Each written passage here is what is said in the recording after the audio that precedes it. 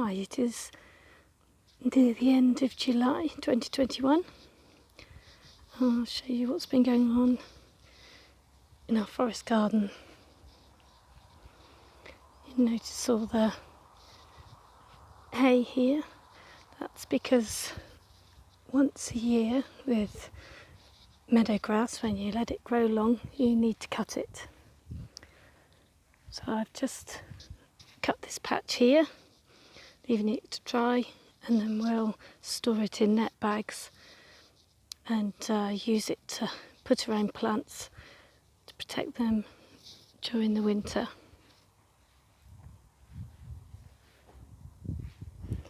You can see I'd left this as all long grass this year, but it made it quite difficult for harvesting the mange too.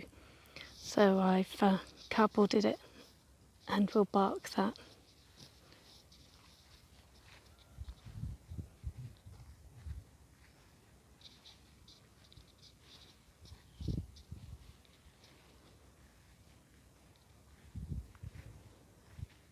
I'm very, very happy to see this, which is a type of sea holly. It's cultivated variety. It's called Blue Star. It's grown back a lot bigger than last year, and it is so loved by the bees. And so is the marjoram, which grows like a weed in this garden. This patch here is flowering, and for a couple of weeks now, every day it's been covered in bees, wasps, hoverflies. It's incredible how much food it must be producing. Just that one small plant. Hope to get lots more, and the borage has just started flowering and attracting some as well. This is like the restaurant in the garden at the moment for the bees.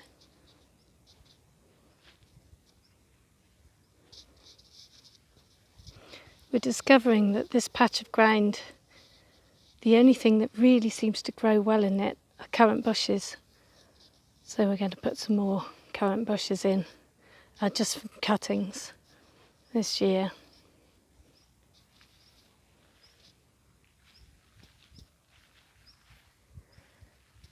I wanted to show you the success of this bed.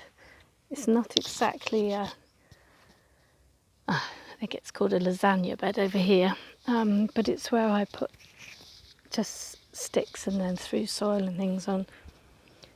All I planted were some mints that are in there, and these poppies just appeared as they do on disturbed soil.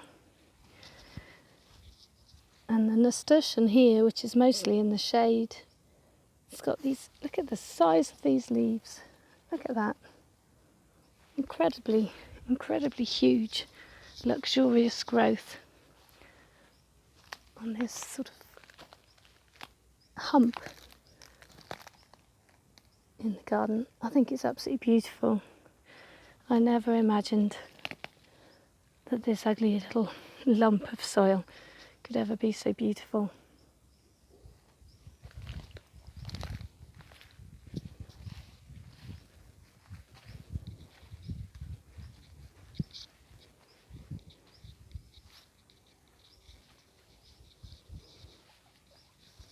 And of course this is the biggest change in the garden over this month.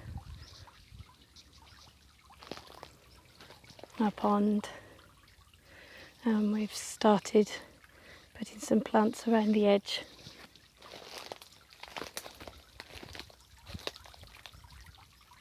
And stones and moss. We're putting the moss just so that it touches the water, so it soaks up the water and keeps all this area moist.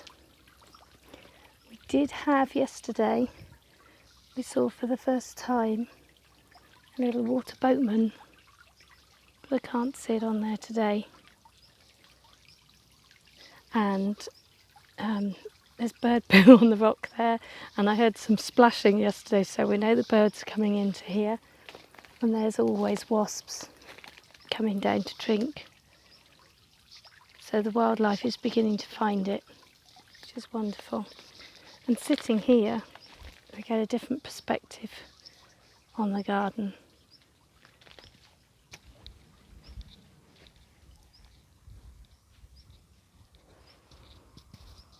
I wanted to show you these beautiful mallow as well, growing.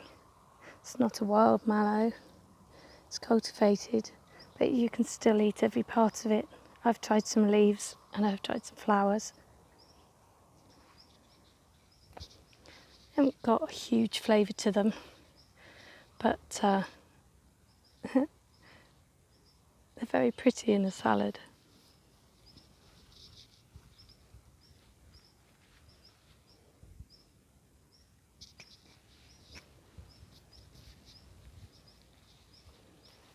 We've cleared a bit more here to put more stones down, just to have like specialist grasses. These are just grasses that were there, and we'll take them out when we've got something to replace them.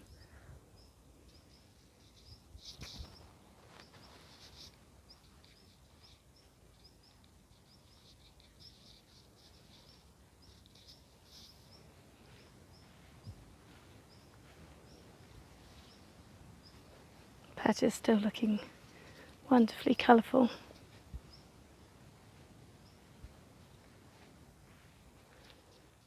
And we have, I don't know whether you can see them. There they are, you can see them there. We have lots and lots of hazelnuts this year.